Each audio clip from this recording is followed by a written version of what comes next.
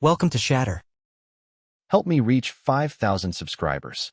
Support the video with a like and leave your thoughts in the comments. Not tonight. Maybe not ever. Those were the last words she heard from me before everything between us shifted. I didn't raise my voice. I didn't slam a door. I just smirked, turned my back, and let silence do the work. She thought it was another empty threat, another one of those moments where I'd cool off and crawl back. But she didn't see it. The decision had already been made. That night, while she scrolled on her phone pretending not to notice me, I lay awake staring at the ceiling. She thought she was in control, the one calling the shots. But as the minutes stretched into hours, I wasn't replaying her words. I was planning, calculating. This wasn't heartbreak. This was clarity, sharp and merciless. She had just handed me the weapon I needed: indifference. 5 years earlier, Emily had been the kind of woman who laughed at my worst jokes, who'd pull me close in the middle of the night without saying a word. But over the last year, I became furniture. Invisible. A man she tolerated instead of loved. I excused it. Stress. Phases. Maybe I was imagining things. Until that night in the kitchen when she finally said it out loud. That's when the fog lifted. That's when I stopped spinning around her and started drifting away. The next morning, she woke up late, wrapped in her robe, half smiling like nothing had happened. I poured myself coffee. Just one cup. I didn't make hers. No words. No questions. Just keys in my hand and the front door shutting behind me. She didn't realize it, but that was the first cut. I sat in my car longer than I needed, engine off, watching the world move outside the windshield. My phone buzzed with a text from a coworker about a meeting. For once, I didn't rush. I just sat there, breathing. It felt like the first real breath I'd taken in months. That day, I worked harder than usual. Not because I wanted to impress anyone, but because I needed the distraction. At lunch, I hit the gym. It had been years since I'd felt the burn of weights in my hands, the sting of sweat in my eyes. For the first time, I wasn't doing something for her. I was doing it for me. When I got home, the takeout boxes were already on the counter. She was on the couch, scrolling, sipping wine like a queen on her throne. She glanced up. "You're late," she said. The tone wasn't concern. It was ownership. I dropped my keys, steady, deliberate. Didn't realize I had a curfew. She blinked. A flicker of surprise. Then silence. She turned back to her glass, but her grip wasn't steady anymore. Something in her eyes told me she'd noticed the shift, even if she didn't understand it yet. That night, I lay in bed next to her. She rolled away, as always. But this time, I didn't ache. I didn't wonder what I'd done wrong. I just stared at the ceiling and smiled. Because while she thought she'd won, she hadn't realized I was already gone. And soon, everything else would be too. The silence was the first thing she noticed. Not anger. Not sarcasm. Just silence. At breakfast, I sat across from her with my phone, scrolling headlines. No eye contact. No questions. No good morning. She stirred her coffee, waiting for me to fill the space like I always did. I didn't. She talked about her manager, a canceled meeting, some friend's birthday party. I nodded once. Nothing more. She frowned, studying me, but I kept my eyes on the screen. That night, I came home later than usual. I had gone to the gym, then taken the long way back just to stretch the distance. When I walked in, she was waiting. Not in pajamas this time, but in one of those satin robes she hadn't worn in over a year. Her hair was curled, a half-finished glass of wine on the table. The TV sat paused on the home screen, like she'd been rehearsing. She glanced up. "You're late," she said casually, but her eyes betrayed her. She expected me to react, to apologize, to explain. I didn't. I set my keys down. Calm. Steady. Didn't realize we were on a clock. Her lips parted, but she closed them quickly. She masked the sting with a half-smile, turning her glass in her hand. I cleaned up the counter, tossed out the takeout wrappers she'd left behind. No sighs. No judgment. Just silence. She followed me into the kitchen. "Are you okay?" she asked, trying to sound casual. I set down a plate, looked her dead in the eyes, and said, "Better than I've been in a long time." Then I walked past her, upstairs, and shut the door. No anger. No slammed doors. Just detachment. The next day, she tried harder. Lipstick before I came home. Dinner from scratch, a candle on the table. I sat, ate, and thanked her. That was it. When she reached across the table, her fingers brushed mine. I pulled my hand back, slow, almost as if I hadn't even noticed. The flicker in her eyes said everything. She froze, looked down at her plate. I kept eating. It was working. She had spent years building her power on distance, withholding affection when it suited her, creating silence and daring me to fill it. Now, the silence belonged to me, and it unnerved her. The control she thought she had was slipping, one quiet moment at a time. Later that night, I caught her watching me as I got ready for bed, searching for something in my face, some hint of weakness, some crack she could exploit. I gave her nothing. I turned off the light and let the darkness swallow her doubts. She thought she understood silence. She thought it was her weapon. She was about to learn what it felt like when silence turns against you. I knew the exact moment she started to panic. It wasn't loud or dramatic. It was in the small cracks that appeared in her routine. She called me at work in the middle of the day, something she never did. Her voice was light, rehearsed. She said she just wanted to hear my voice. I paused, let the silence stretch until she filled it with a nervous laugh. Then she hung up quickly, almost embarrassed. That's how I knew it wasn't affection. It was fear. She was afraid of losing the grip she thought she had on me. That night, I came home late again. She was sitting in the living room, dressed up as if we had dinner reservations. We didn't. She smiled too quickly, said there was a new restaurant she wanted to try. Her voice carried a hope she hadn't shown in months.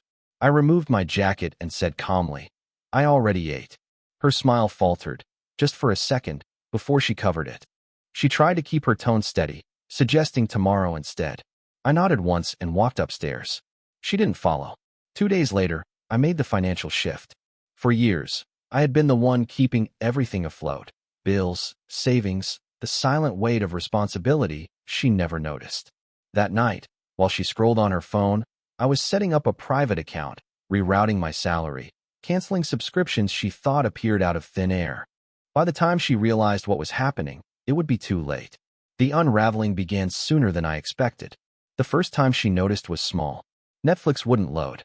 She sighed loudly, called out from the living room that something was wrong with the account. I didn't answer. She waited, expecting me to fix it like I always did. Silence. When she finally came to the kitchen, I was already on my way out the door, gym bag over my shoulder. She asked where I was going. I said simply out. That was all. Her eyes narrowed, but I didn't give her more. Over the next few days, she tried probing. Casual questions. Where had I been? With who? I gave her one-word answers, steady and detached. Each word felt like a scalpel, carving deeper into the illusion she had built. She wasn't the center anymore. She wasn't even close. One evening, I caught her rifling through my laundry, pretending to fold clothes. Her hands lingered over receipts I had left in my pockets. She looked up quickly when she realized I was watching. I said nothing, just walked past her, leaving her drowning in her own suspicion. That's when it hit me. For years, I had been the one chasing clarity, begging for connection, filling the silence she created. Now, she was the one listening to the echo of her own emptiness. And I didn't need to raise my voice to make her feel it. All I had to do was stop waiting. I didn't expect to find anything that night, but I checked anyway. Her phone was on the charger, screen lit with a soft glow. She had fallen asleep on the couch, wine glass half empty on the table. For months, I had ignored the suspicion, telling myself I didn't need proof. But something inside me had shifted. I wasn't looking for answers. I was looking for confirmation. The first thing I saw were the messages. Not explicit, not incriminating enough for her to admit guilt, but suggestive in the way they avoided clarity. A man's name I didn't recognize. Short replies, inside jokes, late-night timestamps. The kind of conversations that didn't belong to a married woman. She had deleted most of them, but not carefully enough. Threads broken, pieces left behind, like crumbs leading to the truth. I stared at the screen, not with anger, but with cold recognition. The silence I had given her was working. She was unraveling. She was reaching out to fill the void I had left. And she had no idea I was watching it all fall apart. I set her phone back exactly where I found it. I didn't wake her. I didn't confront her. I simply walked upstairs and lay in bed, eyes open, heartbeat steady. Because now I knew what she was doing when she thought I wasn't paying attention. The next morning, she acted normal. Too normal. She made coffee, even slid a cup in front of me like it was some kind of peace offering. I let it sit untouched. She asked if I had plans that evening. I said yes. I didn't explain. She blinked, waiting for more, but I gave her nothing. Her smile faltered, just slightly. She sipped her own coffee, eyes distant. That night, I stayed out later than usual. No explanation, no excuse. When I finally walked through the door, she was pacing the living room, pretending to tidy up, but really just waiting. She asked where I had been. My answer was simple: out. The same word I had used before. Short, detached, enough to make her second-guess everything. Her silence that followed wasn't the kind she used to control me with. It was different now. Uneasy. Fragile. She was no longer the woman pulling strings. She was the one tangled in them. And as I lay in bed that night, her back turned toward me like always, I realized something. She had spent years making me feel invisible. Now, she was the one disappearing, slowly, painfully, and by her own hand. I didn't need to catch her in the act. I didn't need confessions or apologies. All I needed was patience. Because soon, the weight of her own choices would collapse around her. And when it did, I wouldn't be there to hold it up. Her panic showed in ways she didn't intend. The first crack was her sudden sweetness. She began sending texts during the day, short, awkward attempts to reclaim a closeness she had spent years dismantling. Hope your morning's going well. What do you want for dinner? Miss you. Each message came with an undertone of desperation, the kind of words that aren't born from love, but from fear of losing control. I didn't ignore them. I replied with precision. Thanks. Doesn't matter. All good. Each response was a mirror, forcing her to taste the emptiness she had served me for years. At home, her efforts grew clumsy. She started cooking meals again, setting the table with candles, trying to recreate the warmth she had thrown away. One night, she slid a plate in front of me with a hopeful smile, waiting for approval. I ate, thanked her, then stood up before she could say more. Her eyes followed me, searching for the man who used to bend over backward for her. He wasn't there anymore. The silence between us wasn't hers to control now, it was mine, and it pressed down on her harder with each passing day. She tried to bridge it with touches, small gestures. A hand on my arm in the morning, a brush against my shoulder at night. But every time, I pulled back just enough for her to notice. Not dramatically, not cruelly, just enough. And every time, she flinched like she had been burned. One evening, I came home to find her dressed in lingerie, the kind she hadn't worn since our first year of marriage. She sat on the bed, legs crossed, a glass of wine in her hand. She smiled, but the confidence behind it was paper thin. I walked in, placed my phone on the nightstand, and calmly began changing clothes. She shifted uncomfortably, waiting for me to react. I didn't. I lay down on my side of the bed, back to her, and closed my eyes. Minutes later, I heard the soft sound of her exhale, half sigh, half sob. That was when I knew I had flipped the script completely. The woman who once rationed affection like it was currency was now the one begging for scraps. And the more she reached, the more she slipped. Meanwhile, I had already begun my quiet preparations. Money moved into accounts she couldn't touch. Documents locked away. Plans set in motion. She thought she was fighting for our marriage. What she didn't realize was that I was already building a life without her, brick by brick, in silence. She used to lie awake next to me, confident in her distance, certain of my loyalty. Now, she was the one lying awake, counting regrets. Her desperation soon morphed into suspicion. She began circling me like a shadow, watching where I went, what time I came home, and who I might be with. She asked questions she hadn't cared to ask in years. Where were you? Who were you with? Her tone wasn't curious, it was anxious. The woman who once ignored me now couldn't look away. I answered each time with the same calm detachment. Out. With people. Nothing more. The vagueness was deliberate, and every clipped response left her imagination to do the damage for me. One night, I came home later than usual, sweat still clinging to me from the gym. She was waiting at the kitchen counter, arms crossed, face pale. She asked if I had been seeing someone else. Her voice shook when she said it, like she feared the answer more than she wanted the truth. I looked at her for a long moment, then poured myself a glass of water. Better than I've been in a long time, I said. It wasn't an answer, not really, but it was enough to break her. She lowered her eyes, realizing she no longer had any claim on me. The next few days, her suspicion deepened. I caught her checking my laundry, pretending to fold shirts while searching for receipts or clues. I saw her glance at my phone screen when she thought I wasn't looking. She even started hovering near the front door when I left, as if she might demand to follow me. I didn't confront her. I didn't react. I let her wonder. What she didn't know was that the more she tried to uncover, the less there was to find. I wasn't sneaking around with someone else. I didn't need to. My distance was enough to crush her because it proved the truth. I didn't need her anymore. That was more threatening than any affair. She tried one last tactic. That weekend, she suggested we go away together, just the two of us. A cabin, some quiet time. It was supposed to sound like reconciliation, but I heard the fear behind it. I told her I was busy. No argument, no excuse, just busy. She swallowed her disappointment, forcing a smile that didn't reach her eyes. That night, I heard her crying softly in the bathroom, the water running to cover the sound. I didn't get up. I didn't knock. I lay in bed, calm, detached, letting her taste the isolation she had once served me without remorse. She thought I was hiding something from her. In a way, I was. But it wasn't another woman. It was the simple, brutal fact that I was already gone, and she was the only one still pretending this marriage existed. Her fear turned into something else, the need to prove she still mattered. She began overcompensating in front of others, acting like our marriage was untouched, as if she could rewrite the story with a smile. But the more she tried to hold up the facade, the more obvious the cracks became. It started at a family dinner. Her parents invited us over, expecting the same couple they'd always seen. She walked in beside me, clinging to my arm a little too tightly, laughing a little too loudly, filling every silence with empty words. I stayed quiet. I ate. I nodded. I answered politely when spoken to. But I didn't play my old part. I didn't fill in the gaps she had created. And her family noticed. Her mother asked if everything was all right. I smiled and said I'd never been better. Emily's fork froze halfway to her mouth. She tried to redirect, tried to make light of it, but the damage was done. They saw it. The absence. The shift. She was losing the one thing she had always relied on, her ability to control the narrative.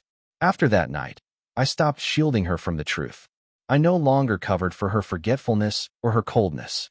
When friends asked why she hadn't joined me at an event, I didn't make excuses. I simply said she hadn't wanted to. When her sister asked why she looked so tired, I didn't soften the answer. I just told her we were living differently now. The words were simple, but the weight of them left Emily exposed. She confronted me later, voice tight with panic, asking why I would make her look bad in front of people who mattered. I looked at her steadily and told her I hadn't made her look bad. She had done that on her own. Her face paled, her breath catching, but I didn't add more. I left her with the silence she had once weaponized against me. From then on, the world she had built so carefully began to tilt. Friends didn't look at her the same way. Her family's questions grew sharper. And every time, I stayed calm, detached, letting her feel the weight of her own actions pressing down from every direction. She thought she could control me with distance. Now she was discovering what it felt like to be isolated, not by choice, but by consequence. For the first time, I saw her not as the woman who had once shared my life, but as someone small, fragile, and desperately clinging to an image she couldn't hold up anymore. And I didn't have to raise a finger. All I had to do was let her facade collapse in the silence. The first step toward my new life wasn't loud.